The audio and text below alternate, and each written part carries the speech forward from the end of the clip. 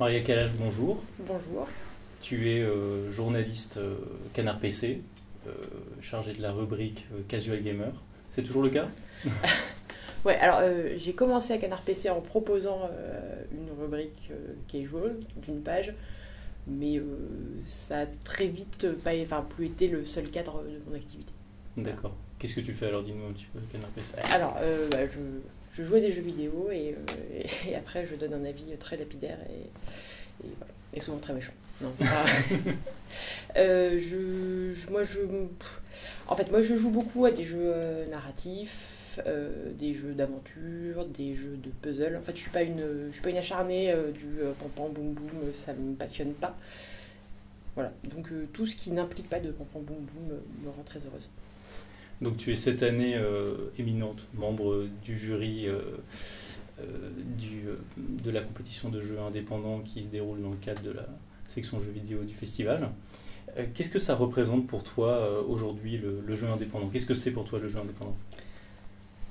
Vaste question. En fait, ce qui m'intéresse moi dans le jeu indépendant, c'est que il est affranchi du poids des éditeurs. C'est-à-dire que dans un jeu vidéo indépendant, les budgets qui sont en jeu sont bien moindres que sur des jeux AAA, des très grosses productions. D'un côté, c'est une grande précarité pour les développeurs. De l'autre, c'est aussi une grande liberté créative. Donc ça veut dire qu'ils peuvent se permettre de se planter. Ils le font souvent. Mais d'une certaine manière, c'est ce qu'on attend d'eux, quoi. C'est qu'ils essayent des trucs. Et voilà, pour eux, c'est probablement très ingrat. Enfin, c'est très ingrat parce que ça veut dire que quand on se trompe, c'est un échec commercial, critique.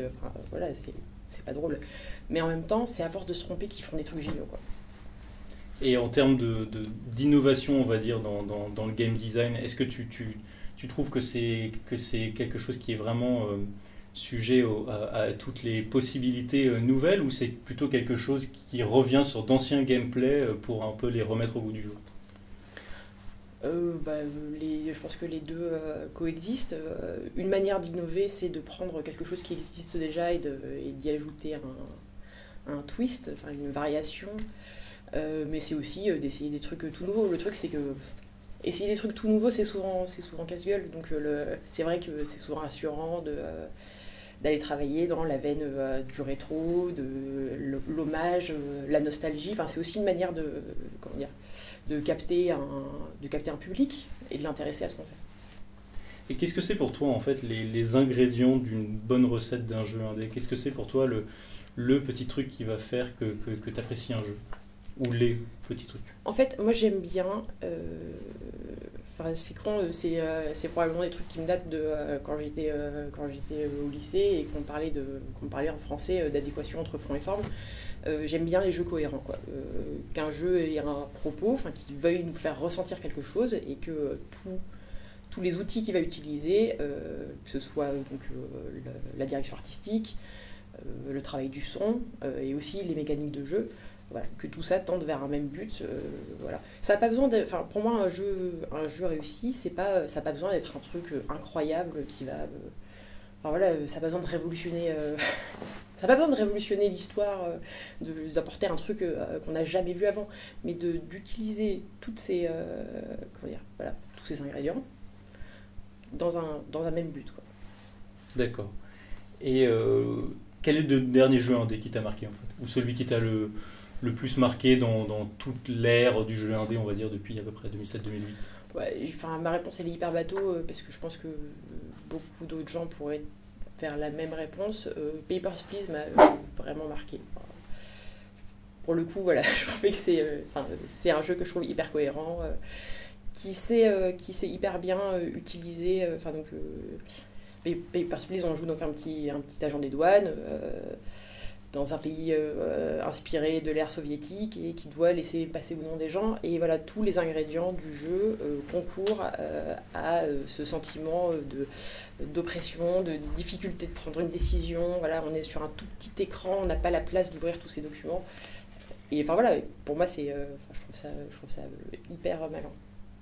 Et le dernier auquel tu as joué ou qui te vient en tête récemment? Dernier auquel j'ai joué. Non, en plus j'ai mis plein de bonnes notes. Alors attends, on a 3 minutes pour que je réfléchisse. Bien sûr. Qu'est-ce que j'ai mis comme bon...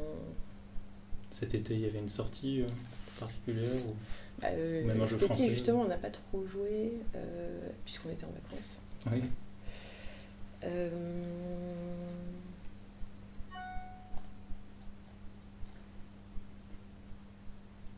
Ou un jeu français qui t'a plu récemment? Quel est le jeu indé français qui t'a vraiment le plus marqué ces derniers temps?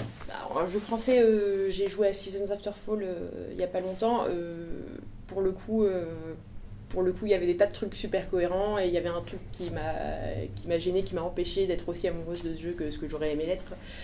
Donc c'est peut-être pas la bonne réponse.